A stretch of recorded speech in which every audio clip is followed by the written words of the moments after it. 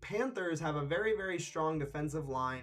They have spent numerous picks on that defensive line, high draft picks, to increase the pass rush, to stop the run. They drafted Derek Brown out of Auburn in the first round in the 2020 draft. They drafted Brian Burns as well. He's a very, very extremely fast edge rusher.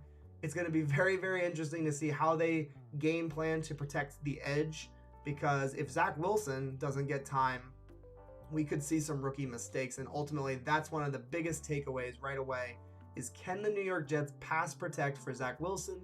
And can the Carolina Panthers offensive line pass protect for Sam Darnold?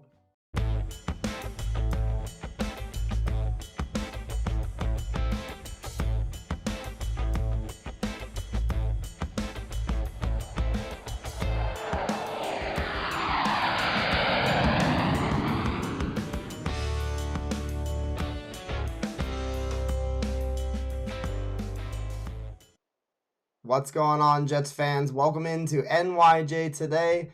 It is a Sunday post-game show, and unfortunately, it is a Sunday post-game show where we are coming off of a loss. It's great to see everybody who's already coming in. Thank you for joining us. There are some things that we need to discuss.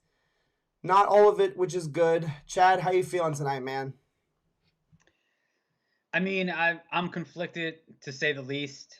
I don't feel great, as I'm sure nobody really does. Then again, I'm not ready to, jump off a cliff or anything, because I think there actually are things to be looking forward to. But there's also a couple things that I'm deeply, deeply concerned about that I want to get into. All right, there you go. And I do want to start the show off with a sound clip. It's very brief. We heard it from Robert Saleh. I believe it was the press conferences leading up to the game. I'm going to go ahead and play that right now. We embrace the urgency at which everybody wants to win, but at the same time, that can affect your decision making for the long haul of the goal of winning championships for extended periods of time. That urgency in the past has led to spurts of success and lengths of failure, and we're trying to get that reversed to where we have long runs of success. And so while it's the fan base and all that stuff is greatly appreciated and we want that strain, at the same time, it's not something that's going to push us to making a mistake that affects the longevity of this organization. So I play that not because I want to make, a billion excuses, for this team to lose today. But I'm because I want it to serve as a reminder that we were never, expecting this team to challenge for a Super Bowl this year. I mean, I know that's not at all what we expected.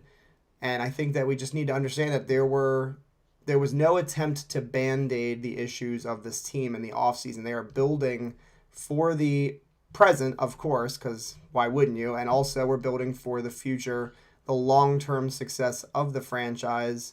So I just think it's poignant to remind ourselves this is a long-term project, and we were a 2-win football team. But again, I was encouraged by some of the things that I saw. We're going to go right to the chat right now. We've got Zach showed some fight by Mike. He's saying in the chat, I agree. I was very, very pleased in the second half watching him. He had a lot of guts in this game, and I understand we didn't win the football game. Did he make a couple of bad reads? Of course he did. He's a rookie. But the amount of pressure that he saw in this football game, specifically in the first half, he was not set up for success. What were your initial takeaways, Chad, on Zach Wilson's performance, or, just in general, how he looked? Was that, I mean, if we even had it closer towards the end of the game, and that's what really we should be talking about. I have no concerns whatsoever about Zach Wilson's performance itself. My concern is going to be about the health and longevity of Zach Wilson's season if he continues to have to run for his life every single game from here on out. Because what I saw earlier was atrocious. So we knew that the O-line, and that's the thing, I want to go back to this, let's not all act like we're stunned right now, because this is the same thing that we heard starting in OTAs, starting in training camp, and then getting into the preseason. We heard about the 5, 6, 7 sacks a day in training camp by the defense. Okay, we knew the O-line sucked, so we can't really be surprised by that. We knew, I mean, let's face it, we knew that Becton was going to be a question mark. So nobody can really be surprised. If you told me that I didn't think they were going to be this bad, then yes, I would agree with that. But that's my major concern. Other than that, at no point did Zach look anything less than competent. Right. Yeah. He never looked lost. He never looked like he was wishy-washy. I mean, even on his interception, he knew where he was going with the ball. Unfortunately, it was a bad read or bad throw on his part. But I have I loved what I saw out of Zach. I am worried for Zach because of the O-line, but I have really, and if anything, I have more respect for Zach right now because of how he hung in there and took some serious hits. Yes, he said that on the last hit that he took, he said he felt like he got hit by a truck. I mean, he was hit really, really hard during this game, and Matt Rule, the coach for the Carolina Panthers, said that when he got hit on that last hit, he didn't think he was going to get up. And so we're seeing some toughness already. Again, we don't prefer to see him getting hit this much, and I think that is a long-term concern. I do want to go to the first comment here by Gumball3D, and welcome to the show. Everybody who's joining us right now, please go ahead and fill up the chat. We will get to as many of your comments as we can. The Sunday postgame show really is about you guys and getting your voices heard. What did you see? What did you think? Gumball with a great comment, I think. He said it might be an unpopular take, but the O-line will take time, O-line will get better as they gel over the next few weeks. During our Wednesday podcasts leading up to the season, we talked several times about how long will it take for the offensive line to gel. Can we expect to see some inconsistencies and some, I don't want to say the word poor offensive line play because we did see that today, but we were kind of speculating, this is a pretty young unit and there's a couple of new pieces. We thought Moses was going to get in as a starter this week, so he was a new starter. Elijah Vera Tucker, who didn't play in the preseason and a lot of training camp, he also is new to the offensive line. So I think this is a great comment to go to because it is going to take time. I thought they'd perform better. It was a big surprise for me to see the offensive line struggle as much as it did. But when we saw it struggle like that, I mean, I was shocked that we got it within 5 points. Like the game was 16-0, and we crawled our way back. I mean, we almost made it a game. Like we almost got the ball back to end the game. And if we had gotten the ball back, man, there was a legit chance we come away with the win, which is pretty remarkable considering how bad the offensive line struggled in the first half. Right. Let's get to, I'm sorry, I didn't mean to cut you off. No, and the fact that we kept it, the fact that we were in the game at all is a testament to the strength of that defense, the leadership of that defense. I would consider it the leadership of the defense.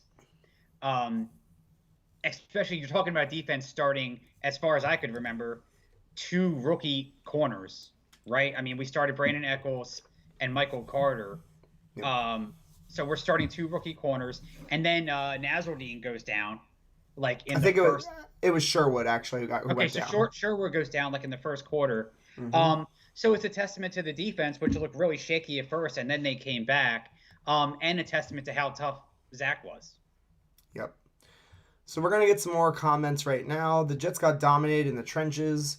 Tough to win games like that. I was expecting it to be a little bit more even at the line of scrimmage. We did get dominated. Our defensive line, I don't want to say they didn't show up, but it wasn't much of a performance by our defensive line. I think Quinnen Williams is still working his way back from the foot injury. I think he still has some conditioning to do. I'm not criticizing Quinnen Williams, but he seems like he needs more time to get in shape and to be ready for the season. I don't think he had quite enough time to actually get ready.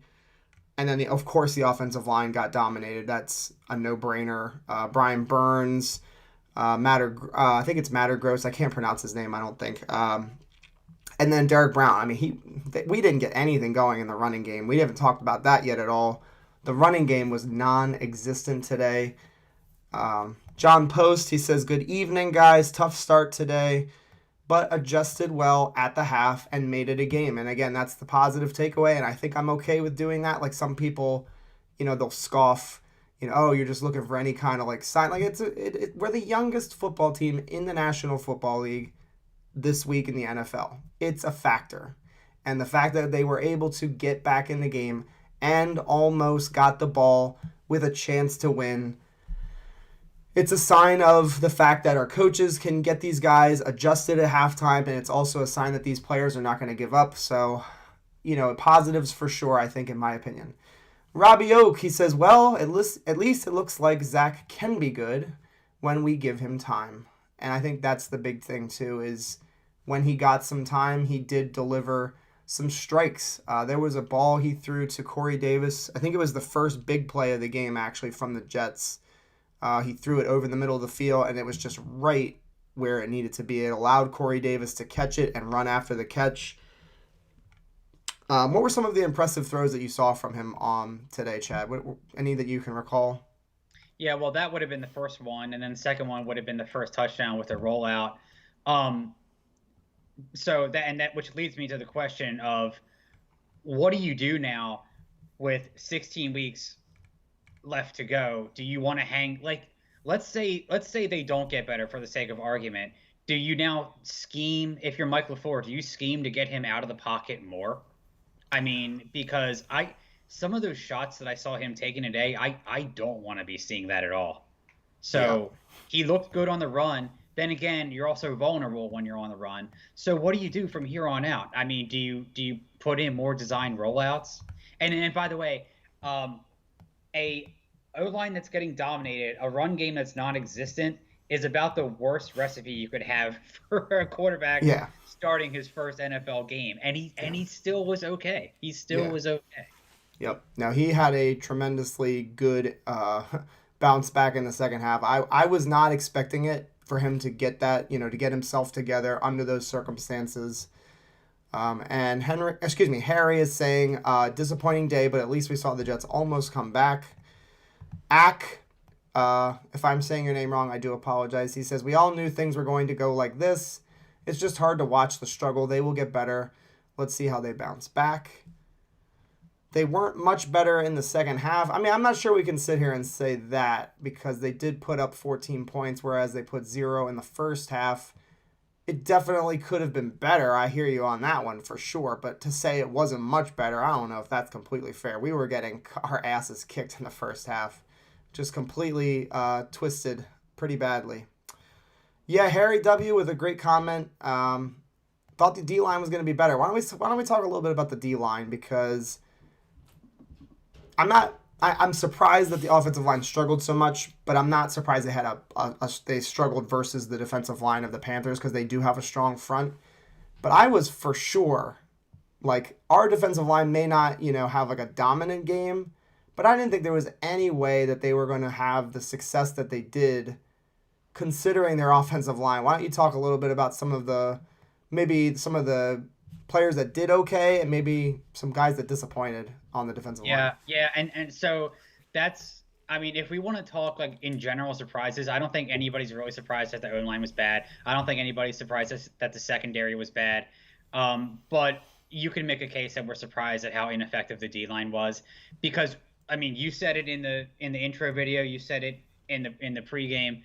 That D-line needed to be the unit to make this team successful, and they just weren't. I didn't see anything out of Quentin Williams. I'm not saying that he didn't have anything. I'm not saying he didn't have any pressures, because sometimes those things don't show up when you're watching it on TV. You got to go back and watch the tape or whatever. But I didn't see anything out of him. Same thing for Sheldon Rankins. I did see John Franklin Myers come in and make a play towards the end of the first half. Nothing out of Rice Huff. So again, and that was the whole big thing, because they were missing the Carolina was missing like their starting right guard or something. Yeah. and we were supposed to take advantage of that. And obviously, their replacement did a good enough job, and they schemed around it or whatever because we did not. The defensive line did not step up at all. And I heard John Franklin Myers on SNY post game, and I'm not. It's whatever. It's like I just hate when they say we didn't. He said something like we didn't come out ready to play or we didn't come out. Like an excuse. Yeah, and like I hate when they say that. Like you can't tell me you weren't ready to go and all fired up on the first week of the season. Like, come on, man. Yeah. A couple more comments. We are going to talk about Denzel Mims. I'm going to be honest with you guys. I'm pretty pissed off about what's going on with Denzel Mims. I was willing to hold off until the season, but I'm now getting to a boiling point with this. I'm getting very, very frustrated with it. I will talk about that. Frankie, thank you for throwing that in the chat. I did want to get to this comment from James DiPietro. I don't know how true that is. I think he did a good job managing the football game today, and I will give a tip to the cap to him. I'm not going to sit here and have sour grapes in my mouth. But he missed some throws, man. There was a wide open touchdown to the tight end that he missed early in the game. There was another touchdown that he missed. I think it was to Terrence Marshall on an out and just completely whiffed on that throw. The throw to Robbie Anderson, it was great throw, wide ass open. Our secondary got burnt on that play. Overall, I actually liked what I saw from our secondary, and Mike Galiza, he's pointing that out. I wasn't too disappointed, actually. Guidry looked pretty good. Michael Carter looked excellent. So I was pretty pleased with that. I'm not going to give Sam Darnold all the credit. He did play a decent game. Certainly avoided mistakes, which is like a total plus for him, I think. And again, not sour grapes, but Christian McCaffrey was a game wrecker today. He wrecked the game. And I mean, I'll let you talk, Chad. Don't worry. I'm not going to cut you off. But I just can't believe that, there were people out there that were saying, maybe McCaffrey's not going to be the same player. I don't know why we thought that. McCaffrey is the exact same dude that he's been. He caught 9 passes or 8 or 9 passes today and just totally dominated our our linebackers and really, really helped Sam Darnold. So again, I'm no sour grapes. Tip of the cap to Sam Darnold. He's a great dude. He played in a pretty efficient game today. What do you think, Chad, on Sammy Darnold? Any thoughts? All right, yeah. Two things about that. So Sam looked good. I'm not going to take anything away from him. He looked really good today. If he had a game, and he did here and there like this in green and white, it would have been great. But what did he also have? He had little to no pressure all game, which is where Sam, a lot of quarterbacks, just like Zach, or just like any quarterback, they need time. Sam always needs time. He's not good under pressure. He's not good when he has to, roll out and improvise. That's where he Darnold's things up. And then what else did he have? He had arguably Christian McCaffrey, who came back and immediately looks like the number one running back in the game again. And, dude, he's so good. He's so good. Salah and everybody and Ulbrich wanted to scheme around him, and they just couldn't. They had no answer, and it was evident early in the first quarter all the way through the end of the game. I'm actually interested to see what the Panthers are going to do for the rest of the season with this guy on a 17-game season. How many touches is he going to get? Is he going to set a record for touches? Because they are going to wear this dude down. But that's their problem. But nonetheless, we had no answer for him. But he's getting out on the flats. He's going over the middle. He's breaking tackles. He's doing this. He's doing that. I mean, when you've got that to focus on, like his touchdown run, nobody was looking for him because everybody's trying to figure out where the hell McCaffrey is, not to mention DJ Moore, not to mention Terrence Marshall. So, I mean, I'm not taking anything away from Sam, but when everybody said, oh, hey, he's in a much better position, they're not wrong about that because he is in a much better position. You know what I mean?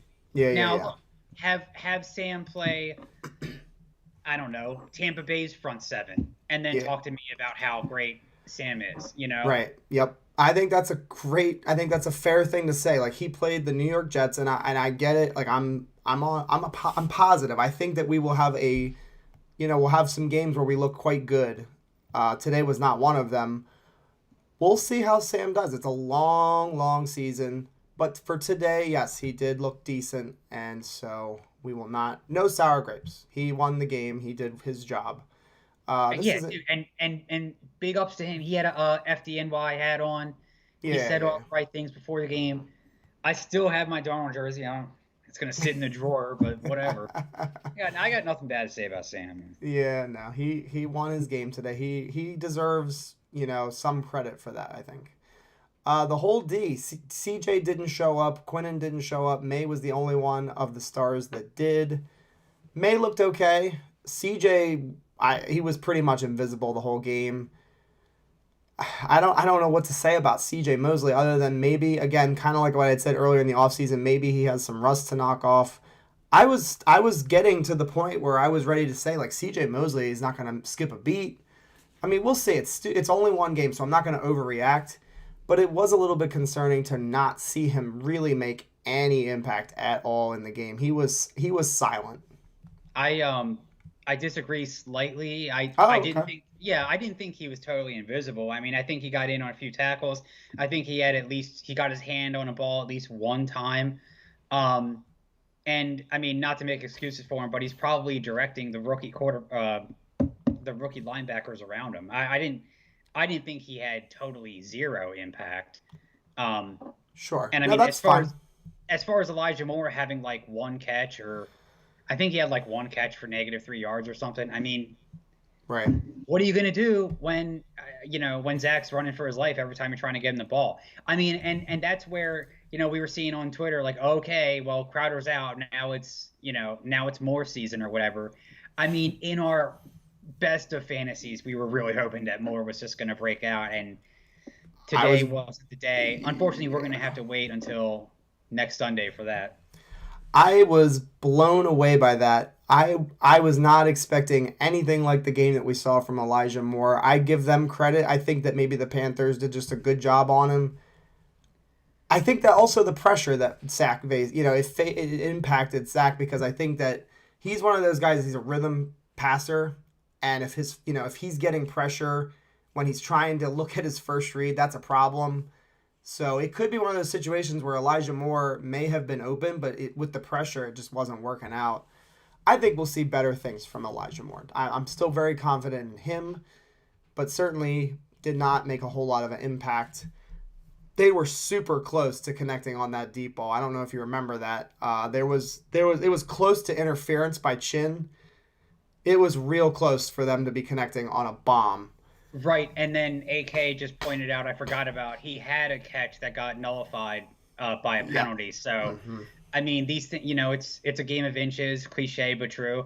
Like, I mean, he could have had he ended up with one reception for -3 yards, which is objectively terrible, but it could have been, 3 for 75 if like two things had gone his way. So, Yep.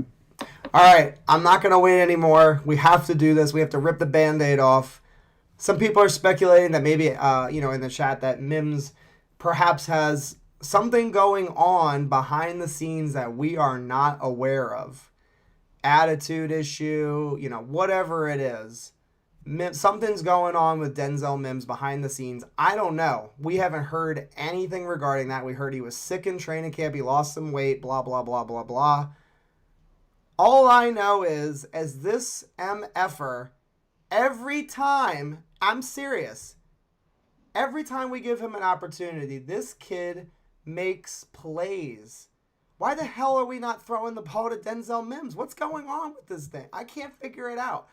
40-yard completion on his second rep. Literally, his second down played in the football game. 40-yard completion after said play. Off the field, didn't see the field again. What the hell is that? Talk to me, Chad. Chat, what is going on?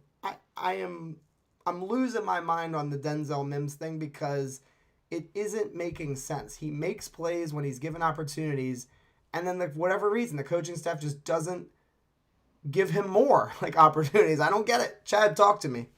Yeah, it doesn't make a lot of sense. I think between all the stuff that happened in training camp and then having him, and people can say that this was nothing, but having him start on the fourth string in the preseason games, that had to mean something. And then when Keelan Cole was declared out for this game and we still didn't see Mims on the field, unless I missed something, I didn't see him on the field until the fourth quarter. Something has to be up. Now, that's all that we are going to know. It's very obvious that Salah and the regime are going to be very tight-lipped about it. They're going to keep it in-house. In fact, they might have asked him about that already. He's not going to give you any kind of an answer. So all we can really do is speculate. It doesn't make sense to me, but at some point they're not going to have a choice but to have to get him on the field, especially if the Keelan Cole thing lingers on for another couple of weeks. I mean, we are going to have Crowder back because it was a non-contact COVID thing, but it's baffling to me.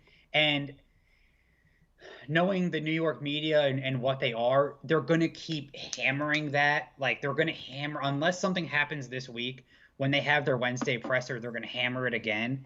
And they're going to take a story that might have legs and they're probably now going to turn it into something, because I don't see how Salah and anybody can really run from it in the press conference, because they're going to have to address it in a more direct fashion. I mean, they obviously went out of their way. Like, they pulled a Bill Belichick move, right? Like, that's exactly what Belichick would do. Like, I don't care who you are.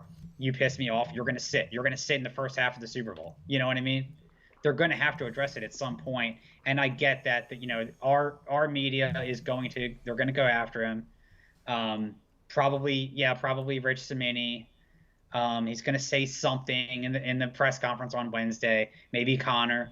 And it's going to be kind of interesting to see what happens. I doubt that Salah's going to give us anything, though, because it's what is there to say? I don't know, man. I am completely 100% baffled by it. And here's the thing. Even if you told me it's a attitude problem, which seems to be the prevailing belief in the chat, why did he dress? Why was he dressed for this football game? 2 snaps when we had Keelan Cole and Jamison Crowder out. That's why it doesn't make sense. If there were an actual attitude problem from Denzel Mims, why play him? Why dress him? Activate somebody off the practice squad and get them some reps. It just doesn't make any sense. Gumball 3D, is Mims route running raw? I don't know, man. It doesn't look like it, though. The one attempt that goes to Denzel Mims is a 40-yard completion. We saw him in the Giants preseason game. I get it. It's preseason. Don't worry.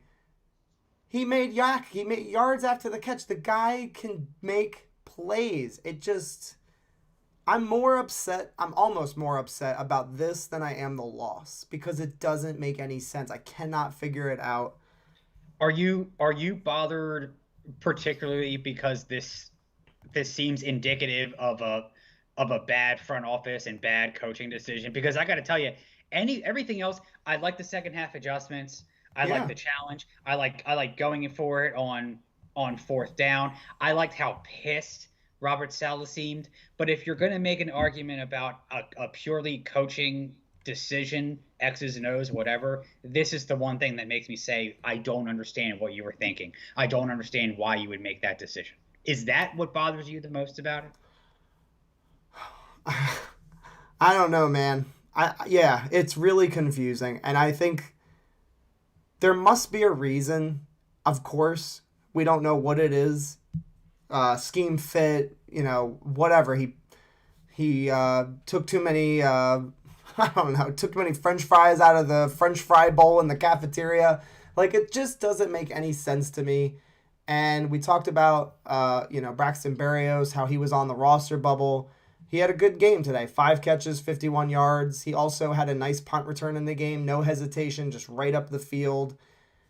I also find it odd that we had Ty Johnson, who I am a big supporter of Ty Johnson. I've talked about him relentlessly on this channel all offseason. I think big things are coming for him. I think that once the offensive line gets going, I think he's going to get going.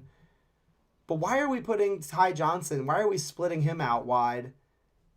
because that happened a couple of times in the game. They had him motion out to wide receiver. Like, that's not really Ty Johnson's forte, being lining up as a wide receiver. So what's the point? What are we doing? Anyway, we will drop it because there is no answer. We can't understand what's going on with the Denzel Mims decision making. If we go into this week 2 game and Cole's out, I think Crowder probably will be back. Yeah. But if Cole's out again, like, that's supposedly who Mims is behind, and we're still seeing no attempt to give him opportunities, I'm going to be pretty frustrated, man. It just doesn't make any sense to me. I have to believe. I mean, if Cole was a game time decision today, then I mean, I have to believe that he's going to play next week. But Probably. crazier things have happened. I mean, you never know. NFL front offices are like legendarily cheeky about these kind of things. So it's going to be kind of interesting to see how Saleh will play this out. I mean, we already kind of saw a little bit of it in the summer with having, ABT out with a lower leg extremity or whatever the hell he said for like 3 weeks, and he was questionable and stuff like that. So we'll see how they play it as far as what they're going to tell us about Keel and Cole over the next 6 days. But I'm sorry. Yeah, I would like to see Cole back out there. As much as I want Denzel Mims to get opportunities, I think it's better if Cole is healthy and playing. There's some good comments in here. So Jason Rhodes is saying, watch, we're going to trade Mims. That would be shocking and really, really dumb. I wouldn't get it. I'm not saying you're dumb, Jason Rhodes. I'm saying the decision to trade him would be dumb. I would be highly, highly pissed off. I would not get that at all. Will F., he has a good comment here. He says it could be an issue with LaFleur's personnel decisions, i.e. Fant and Coleman starting. So let's talk a little bit about that, because Fant started on the right side, and the right side was not good at the beginning of the game. And it looked like once Fant switched to left tackle when Becton went down, it looked like Fant settled down and started playing a little bit better, actually. So is this an issue of misuse with the personnel? Is Mike LaFleur worthy of some criticism for this week? It's a tough question, right? Yeah, I don't know, because you can't look, given his injury history and his his trajectory to be injured again. I mean, nobody could really question. I'm talking about Becton. Nobody could really question going out to get Moses. In fact, we were all very, very excited about that. And we knew that Fant was going to have to slide over to the left side. Moses was going to start at right tackle. We were all praying to God that it wasn't going to happen in, the second half of the first week. But here we are. And so no, I don't know. It's hard to say, because by all the reports, they were pretty even in training camp.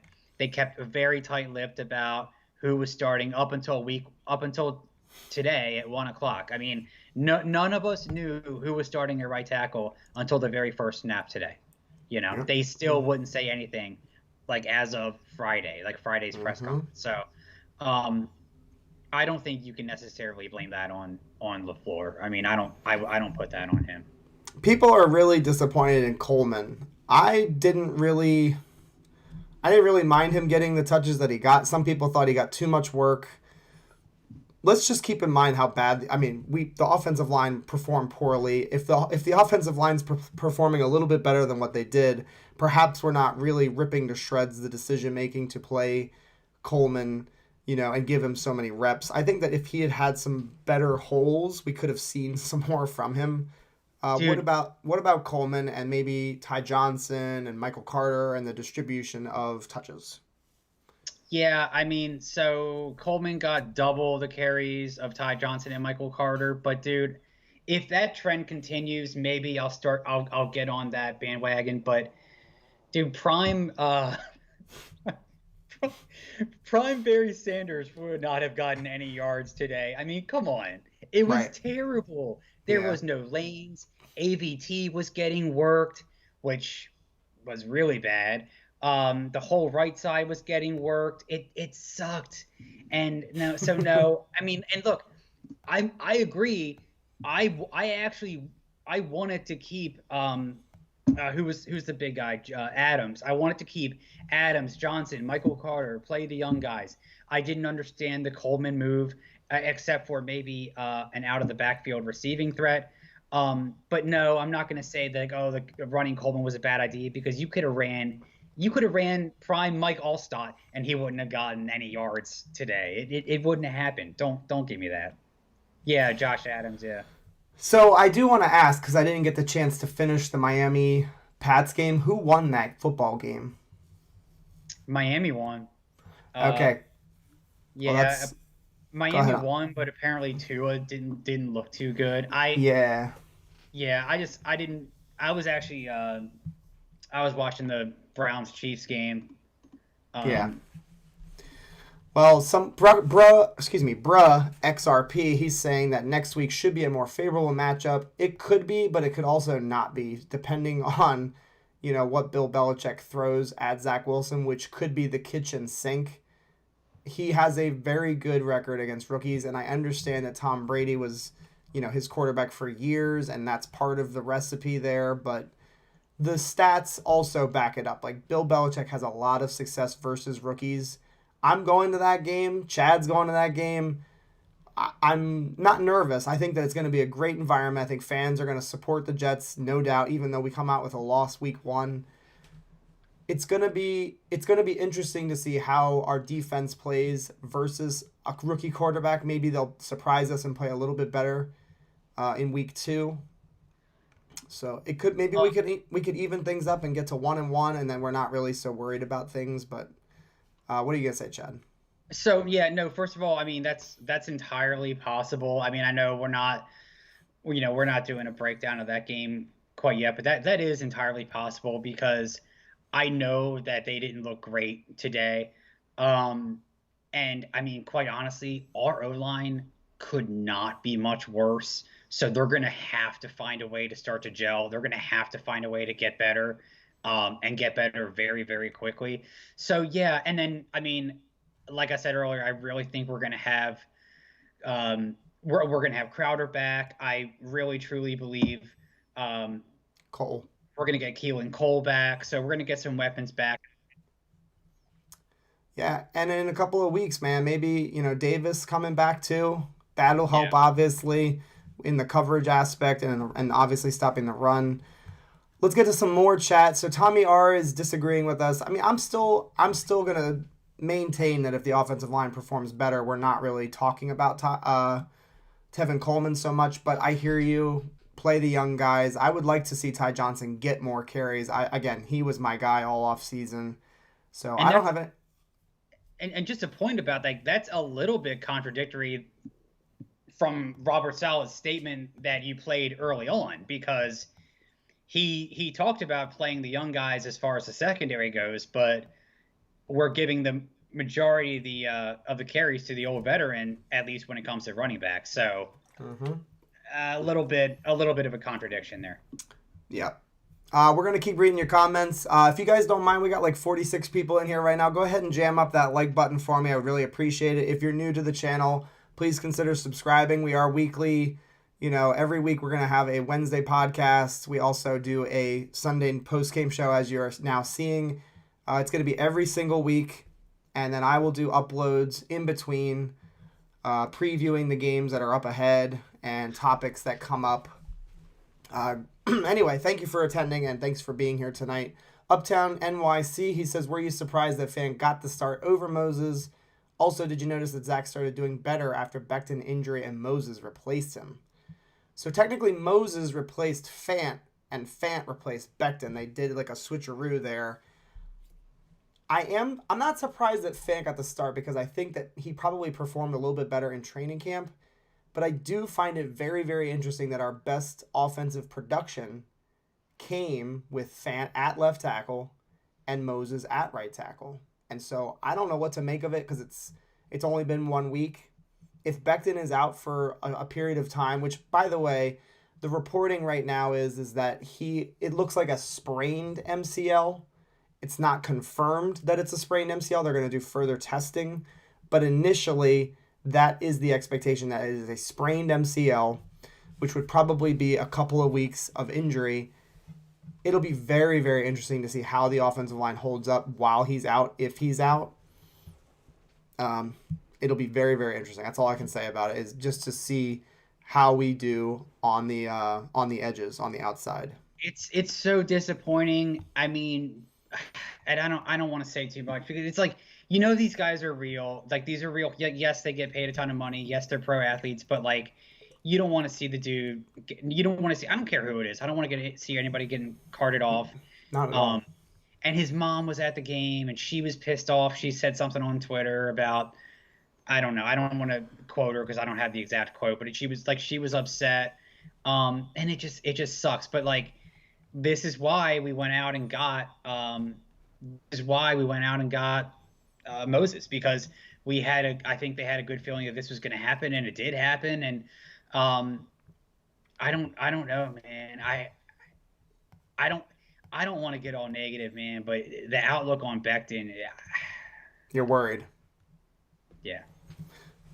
That'll sum it up quickly. I'll switch. Like, I did want to make this one point. I'll switch to something really, really positive for a minute.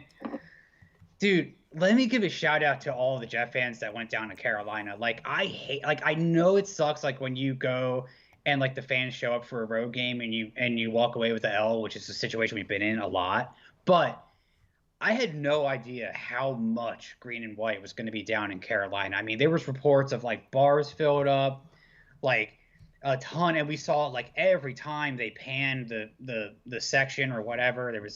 There was a lot of green and white, a lot of Jet fans. In some cases, you could hear them chanting. Twitter was saying how many Jet fans were down there. Like, and man, if that's first of all, that's awesome, because you don't see or hear a lot about Jet fans traveling, which they definitely did. And also, if that's any indication at all of what we're going to see next week, man, I cannot wait. We're not going to sit down the whole game. We're going to be standing up. We're going to be loud as possible. I don't care about taking the L today. Obviously, I hope we're back. I hope, by the way, you didn't even mention this yet, but I hope Braden Mann's okay. We have not talked about Amendola. Go ahead, finish up your thought. But dude, we're going to be so loud next week. I can't wait. This is not going to damper our enthusiasm whatsoever. Yep. Tommy R., I like this comment. He says, Saleh needs to pin Zach's ripped sleeve. Pin it up on the board of the O-line meeting room. I like that idea a lot. I mean, that's like a very Bill Parcelsian type of thing to do. I mean, man, they need a wake-up call. There's no doubt about it. I was tweeting about it during the game. The offensive line did not get the job done. That's easily said. I don't think there's any doubt that that's the case. Let's see. Some people are saying, are you crazy? Our offensive line is going to get destroyed again. The defensive line won't get any push either. We'll see, man. Next week, they have the thing I will say is the Patriots do have a pretty decent offensive line. And those tight ends that they feature could cause problems for our linebackers. I did predict that we would lose this game before the season started. I'm not going to root for a loss, no doubt. I would rather be wrong, but it's a tough matchup, so we'll see. Becton, they think, is a sprained MCL. Is that season ending? It shouldn't be season ending. If it's a sprain, I don't know what the length of that injury would be. I guess the severity would change things, but no, if it's a sprain, in fact, he should be able to come back at some point this season. I saw this a lot on social media too. Coleman's starting to feel like Frank Gore. Not yet. It definitely, I was kind of laughing at that because what else can you do other than laugh, because you can't cry. But no, I don't think Coleman's not even remotely in the same stratosphere as Frank Gore. Again, the offensive line was abysmal today, guys. Let's not read too much into Tevin Coleman's performance. I liked our cornerbacks too. I think that's one of the big positives, man. Michael Carter looked great. I thought Brandon Eccles did okay. I don't know who the cornerback was that got beat by Robbie Anderson. I saw it earlier. and I didn't even like recognize his name, which is Yeah, crazy. it may have been a safety. I mean, I remember the May and the other safety, whom I don't know. They both Sh- weren't where they needed to be. Sheldrick Redwine. Oh, okay, yeah, that's the safety. Yep. So What did you think about the what did you think about the doing the jet uh thing from Robbie? I didn't realize he had that much animosity towards us. I don't Like know. for what? Because we didn't re-sign him? Yeah, I guess so. Apparently, there was like a report that he told Joe Douglas they were going to regret not signing him. I mean, that's not the worst.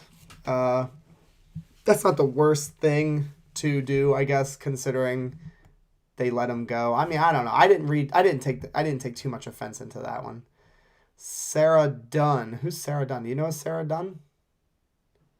She says, "Hey, Boo Thang. What's up, girl? I don't know who you are, but hey there. Good to see you in the chat." Let's see. Preach, Chad. The traveling Jets fans. Wow, much respect. Yeah, I am. I'm gonna make a video at some point this week about us needing, as fans, needing to step up week 2. We have a big game going on, and we need to get our players into that game. It's our job to make sure that that place is just rocking the whole time. So I'm very much excited to see how we do. Would have been louder if we had won today. That's true. I think the Jets fans that were in the stadium were waiting for literally any sign of life in the first half, especially. So, Nothing takes the energy out of a stadium, like out of a home teams, like like when you come out completely flat on either offense or defense. And I mean to go into halftime 16-0. Like how many times have we said this? You got to give the fans something to cheer for, man. You have to. yep. Jets gang saying if LaMarcus Joyner had played, our defense might have looked better. I think that's a fair take. Is the Joyner injury long term? I haven't heard anything concrete on that one. I haven't had a lot of time to look it up. But right now, I mean, he missed the entire game, so that's not a good sign. So I don't know, man. I'm worried about that because, Redwine, we picked him up. He was just like, he was let go, I think, or practice squad for Cleveland. So we definitely could use LaMarcus Joyner back. I'll say that. If you don't mind, guys, we got over 50 plus in here. If you wouldn't mind hitting the like button right now. And if you are new, please consider subscribing. This is a weekly thing we're going to be doing every Sunday night. We have a Wednesday live stream as well. And I will be doing uploads during the week. Let's see. Zach was good considering the circumstances as the O-line sucked. Yeah, I mean, we talked a little bit about Zach earlier. I was very proud, and I know that sounds a little cheesy and corny to say that, but I was really proud with the way he handled himself. He could have been throwing a fit, pouting, all that nonsense. No shoulder slumping, no head dropping. He held his head high the whole time and really showed some balls, I think, in that game. Snoopy, he says, I don't like how much Wilson was getting hit. He took one similar to Mahomes last year that KO'd him. Yeah, dude, he got crushed. And I'm very nervous that, that's going to be a trend that can't be a trend. That is an epic disaster. If our quarterback is taking monstrous hits, that is no good. I'll tell you what, if they do end up making a trade, like if they trade Mims or if they trade Crowder, which for some reason half of the Jet fan base is literally obsessed with trading Crowder. Yeah. I hope to God they get something decent as far as a right guard or right tackle for him.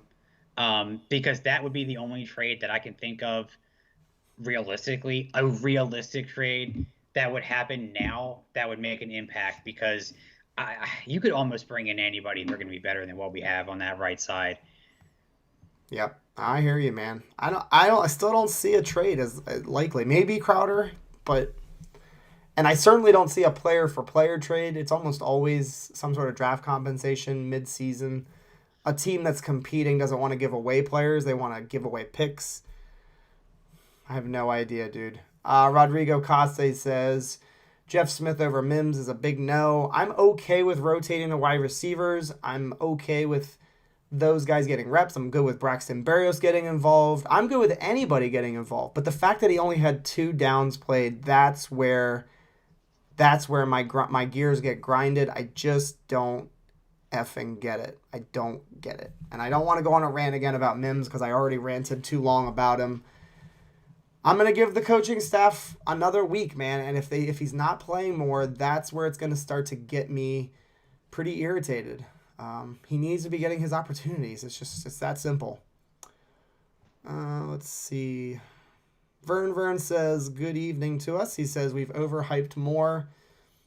Mm-hmm. I am not going to change any of my takes yet. I am not going to abandon any take that I had prior to the season. The only one that I can abandon is that I said the Jets were going to win this game. That one is over. That take I have to abandon because we lost. But I'm not going to abandon shit, man. I still believe very much so that Moore is going to be involved. He's going to be a playmaker. It was very, very... I mean, we talked about it earlier. It was super close. They almost connected downfield on a really big play. Those are going to be there. Those opportunities will be there, especially if we get the running game going. That play-action passing game will be dangerous. A lot of people are talking about Fant right now in the chat. Fant was trash. How did Fant win the job over Moses? We might not even need to really discuss this, man, because Fant, again, assuming that Becton is going to miss some time, Fant's going to be the starting left tackle. And Moses is going to be the starting right tackle. I mean, that's just the way it is. But, yeah, I can't really figure it out. Ashton Davis out till week 6. Is he on the PUP or is he on the IR designated to return? Because if he's on the IR, I think they can get him back sooner. But I don't know for sure. I know Chad's looking that up right now. Ashton Davis would be helpful. We could definitely use a rotational piece in the secondary. Michelle is agreeing with us that the Mims thing was super annoying. And it's not even, it's annoying, but it's also perplexing. I just do not get it. Johnny, New York Jets, he says O-line needs to get better. Jets need to be able to run the ball. For this scheme to work. Yes, 100%, 110% agree with you. If we had a running game in this football game, I think we come away with the win. If we were able to get some yards on first down, second down, I think we would have won the game. Ashton Davis is on IR, and I do this is I don't know. It's more of a question for like a film guy or whatever, but I mean I didn't like what I saw out of anybody on the O-line today, but a couple guys, AK being one of them, and then somebody else had mentioned that AVT did not look good at all, and I would agree with that. He got worked over a couple times today, but I mean everybody on that front five did. But again, it's like that could also be a case of, I would say, overhype in the sense of we had all summer thinking about how this guy was just going to come in and be a bulldozer, right? And it was going to be these 2 guys on the left side and just run the ball behind us. We're going to protect. Not only we're going to protect you, we're going to create lanes. And the exact opposite happened on the very first week. We never got to see AVT in a preseason game. I think that hurt him. But we all still had that hope that he was going to be better than anybody that we could have brought in, and we didn't see that today. You know, it hurts. I think it's fair to say that him not getting training camp reps, practice in the preseason, like that clearly hurt him. It'll be one of those things where, kind of like what we've been talking about throughout the whole show, is if the offensive line can just take incremental steps these first 3 to 4 weeks in improvement, and we see the improvement, that's where I'm going to feel a lot more comfortable. I think he's going to get better, as the season goes on. He's going to get stronger and stronger. We got Joey H, who is, I think, new to the channel, so welcome, sir.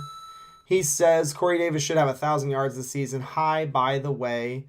Welcome. Thank you for the comment, and I 100% agree. That's one of the positives. Corey Davis, he had 1 drop. But he looks like a stud, man. He looked really, really good. Fits the scheme beautifully. And it's obvious that he and Zach Wilson have a great connection. Any thoughts on Corey Davis? He was just shy of 100 yards today, but 17-game season, assuming he's healthy, I think 1,000 yards is definitely the floor for him. What do you think? Yeah, he had just shy of of 100 yards today. I think 5 catches for 100 yards. He did have that pretty bad drop, but he made up for it. I mean, he had 2 touchdown catches. Yeah, no, I love the connection between him and Zach. I love what he brings so far. Um, Nothing. I mean, he's probably the highlight. He's probably the highlight of the offense. He was the highlight of the offense in the preseason, and he's the highlight of the offense today. Um, I only hope that he gets some help in the form of Cole coming back, or in the form of getting some usage or anything, because teams are going to start to key in on him, and if we don't do anything else, they're going to be able to shut him down. But no, he looks the part, and so far it's only been one game, but so far he looks absolutely great. Yeah, he looks really good, and I think that again, week one, man, this is week one, so there's going to be improvement. There's going to be chemistry built. I think that the ceiling is very, very high for him. I got a couple of funny comments here. Vern says, "Not going to abandon the ship on your Moses God ship yet, John." He is not God, but he's damn close, and I will not abandon that ship quite yet. Control your husband. I do need some controlling. I did not. We have like at my dad's house. That's where we watched the game today. We have like this big couch. I didn't sit on the couch for the entire second half. I was like standing. I was walking around. Like I just can't sit still, man. I need like a shock collar around my neck so I can be tamed a little bit. We had a party over here, and of course I'm being just completely like not an adult, and I'm just like walking around, and I'm scoffing, and I drop just the biggest, loudest f bomb in front of my brother's 5-year-old. Um, when Zach threw that pick, and I'm just like I just felt like such a jerk. Um, Sometimes I wonder if I should not have parties during Jet games, because I'm no good to watch a game with. Like, put me in front of like any other team, and like, yeah, it's whatever, I'll watch it. But I just get too emotional during the Jet games. Yeah, man. Jets gang was commenting earlier about the play calling. I think that's fair criticism. I know that the offensive line played poorly, but it should have been. I think it should have been noticed by the coaching staff pretty quickly that there was something going on, and there was not. It wasn't working, and there wasn't really much of an adjustment in the first half. The adjustments did come in the second half, which is a good thing, but you would have thought that they could have made some sort of on the fly adjustments, maybe between the first and second quarter, but they really just kind of like stuck to the game plan initially. I would have liked to seen just a tiny bit more creativity. There were no trick plays. We didn't really see any jet sweeping with Moore or Jeff Smith, which we saw in the preseason work really well. The creativity was definitely lacking, I think, again, especially when we were sputtering. Another thing I would have liked to have seen, how about a little no-huddle offense, man? We were stalling out bad. Get the offense in some rhythm. Like, let's pick up the pace a little bit. That was kind of one of the things that I was hoping to see early in the season. Hopefully it still comes. We don't have to wait for 2-minute drills to run a no-huddle offense. And you don't need to run a no-huddle offense all game long. That's not what I'm suggesting. But if you are stalled out, get the rhythm going. Like, pick up the pace. Do something. Like, change it up just a little bit. Hopefully we see some more of that stuff in the future. Snoopy is saying we crowned AVT way too early. We as Jets fans always do this. We'll see, man. Maybe we thought too much, coming out for a rookie. I'm still not going to say anything about AVT. I still think he's going to have a good season. I think he will improve as the season goes on. Stephen Engel is saying that Ashton Davis will be available week 4. All right, let's see. Just trying to make sure here I don't miss any good comments. So Christopher is agreeing with Jason that Jody is going to trade Mims. That would be very, very shocking. That would be surprising, to say the least. Crash Bros, not Smash Bros. Yeesh. No.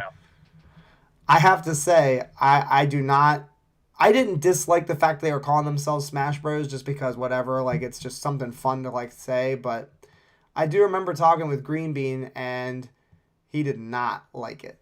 He did not like the fact that they were giving themselves a nickname before they even played a down, or I guess the two of them together had never played a down together. Yeah. Yeah, and you gotta like, you can't do that kind of stuff and then not produce. You can't give yourself you can't anoint yourself with a nickname like that and then not show up. It's just Yeah. especially in New York, you can't do that. Yeah. I think that's even what I said to him. I was like, you know what? If they want to call themselves that, that's just fine. But now they do need to perform. We'll see, man. I don't know. Will F. He says, I thought AVT held his own next to the hot mess McGovern. I didn't specifically see McGovern blowing assignments, but you damn well know our interior offensive line did not generate a damn bit of push. Derek Brown had his way in the middle. I mean, they wrecked our inside running game. We had nothing going at all. So, Tommy R. And again, I will never hide from anything that I'm wrong about. And maybe Tommy R is doing that, kind of pointing out something that I talked about. Tommy R so in hindsight, it would seem that the strategy to rest players in the preseason was a bad idea. You could say that. I mean, I think that's a fair criticism. That's very much possible. We don't know yet. Again, maybe with more reps, they're more prepared. I think that's fair to say, and I think time will tell. Like, if they play a little bit better in week 2, like if the offensive line starts to gel a little bit, I think that's definitely a sign that they just needed some more reps together. I'll hold off on that one, but you could be right on that one, Tommy, and it's a good point to make. Thanks for putting that in the chat. Mike is throwing in some reality. He says 5 to 7 wins. I did say 8, and the 8th win was against the Buffalo Bills, who I think might be resting their players, although they lost this week 1. So we'll see about that one. But yeah, I think 7 wins is definitely our cap for sure. Jason Rhodes, too soon. Too soon to tell. He's saying shows that maybe the AVT trade up wasn't worth it. I'm not going to abandon any takes. I still like the move. I think that it was the right decision. Our guard spot is dreadful, obviously. Let's give the kid some time. He needs opportunities to play. Not gonna abandon on that decision quite yet. Rodrigo, he says our offensive rookies had their welcome to the NFL moments today. It's part of the process. I don't like it, but that's just the way it is, and I think that's fair to say.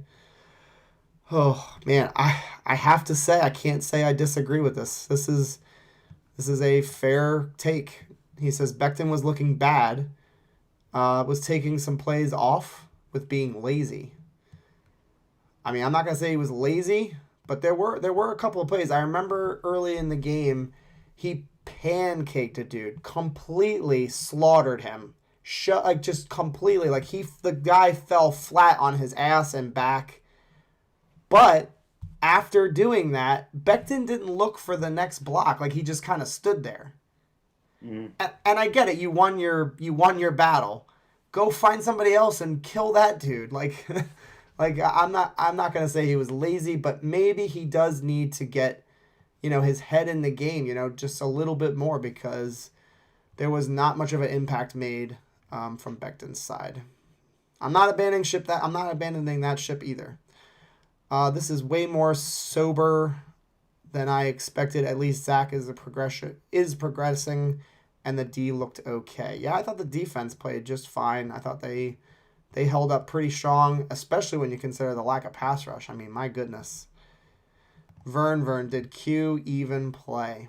Let's talk a little bit about Quinnen Williams, because I do have a take on that. Chad, any takeaways on Quinnen? I think I mentioned it earlier in the stream, but just any thoughts from you about Quinnen Williams?